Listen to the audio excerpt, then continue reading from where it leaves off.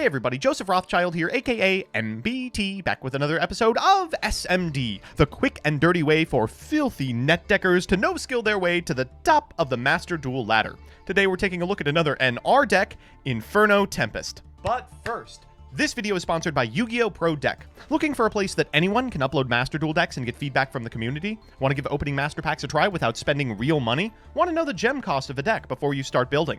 Then check out www.ygoprodeck.com. Now let's tangle with Tempest. This is a deck for the NR Festival, which according to my calculations went live a couple of days ago. Doing great for the SEO this month. By this time, I assume all of you are sick to death of losing to metal foes, and if you are, might I offer you an uninteractive combo deck in this trying time? Inferno Tempest is a movie-exclusive card that, when you take 3,000 damages, banishes every single monster from both players' decks and graveyards. In the TCG, you then trigger 3 Necrofaces to mill out the remainder of your opponent's deck, but in NR format, Necroface is a super. This got me thinking, why exactly do you need to mill them? I mean, there's no monsters in their deck. What are they going to attack you with? Sure, there's a few powerful spell traps that win the game on their own, but in NR, most of those aren't in the game yet or are locked behind rarity. Jam a Sword of the Deep-Seated to discard for hand size, and you can mill them out, Necroface or not, with the power of passing. Our deck is Kaijus to get over that 3,000 hump, Hippo tokens to crash in, and removal spells to clear up the board once we get to the end game. Finally, we're playing a Sword of Deep-Seated, so we never lose. With that, let's get into the card by card. First up, our Battle Faders. We've got 3 copies of Battle Fader, and 3 copies of Speedroid Menko, which is going to be a format staple regardless. After that, our Kaijus, we've got 3 Thunder King the Lightning Strike Kaiju, and 3 Jizikuri the Star Destroying Kaiju. In a stroke of luck, the 2 highest attack Kaijus that trigger even if you attack in with a Menko are rares.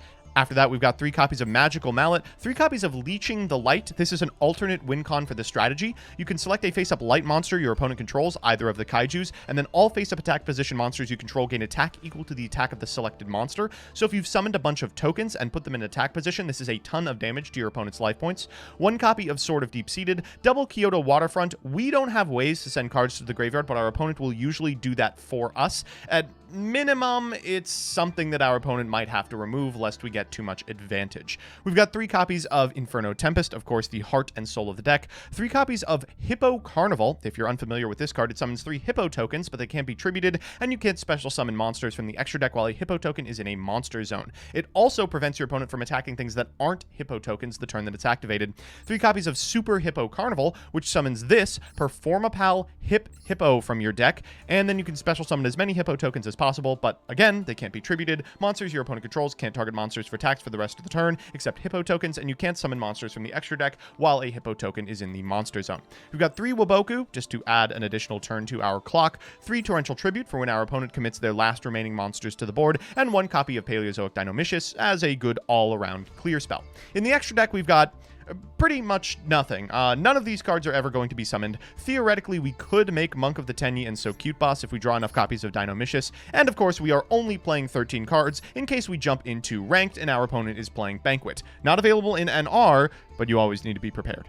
Our match is up against a really cool, interesting deck, Danger Fluffle Dark World, a toy vendor as just a discard outlet to get into more of these powerful monsters that trigger when they're sent from the hand to the graveyard. Unfortunately for our opponent, they're aiming to go second, and we won the die roll and picked second ourselves. Our hand is fantastic. This is everything we could ever want. We even draw a Menko off the top. We're going to tribute our opponent's set defense position monster for a Jizikuri, just because it has 3,300 attack. We'll activate Hippo Carnival to summon 3 tokens to our side of the field, and we have built our own Grinder Golem. A token goes into the Jizikuri, and end of the damage step, we will fire Inferno Tempest, banishing like 15 cards from our deck, and oh my god, like 40 from our opponent. They're down to 10 cards remaining in deck, and we're at 23. We'll pass back to our opponent, and thankfully they commit another monster to the board, which means we can now Torrential Tribute. That Danger Ogopogo in the hand is the last monster they have in rotation. We draw for turn, and from this point, it doesn't really matter. Super Hippo Carnival is maybe a way we could get some attacks in if we were ever trying to win by damage, but I don't think that's going to be a problem. Our opponent's going to activate the effective Ogopogo, and American Sniper! We get it. The Ogopogo will be able to send a copy of Danger Zone to the graveyard, but it doesn't matter. They'll fire another Danger Zone, draw some cards, discard one, and unfortunately, nothing they draw is going to be able to put any sort of clock on me. We draw for turn, it's another Torrential Tribute. That's even better. We'll pass back to our opponent, who now has a measly 3 cards remaining in deck. Another Danger Zone. Well, they didn't mill any of them. They're going to go for Toy Vendor here, which would have drawn them additional cards if they chose to activate it, but why would they?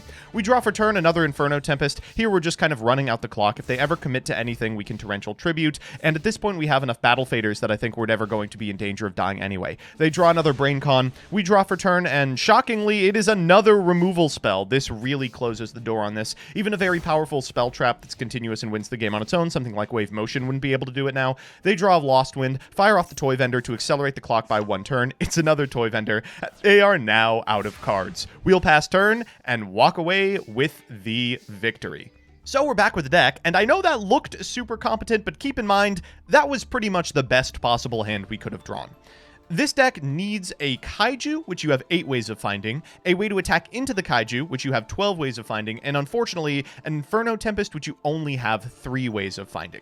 This inconsistency is really bad for the list. Giving your opponent additional turns means that they will figure out what you're up to and tailor their end boards accordingly. You may also be able to scum wins with Leeching the Light, but if your opponent is spending their first turn going for interaction that resists Kaijus, things like back row, you may be in a bad position. That said, if you want a deck that wins or loses extremely fast and is very funny while doing so, check this deck out for sure. See you next time.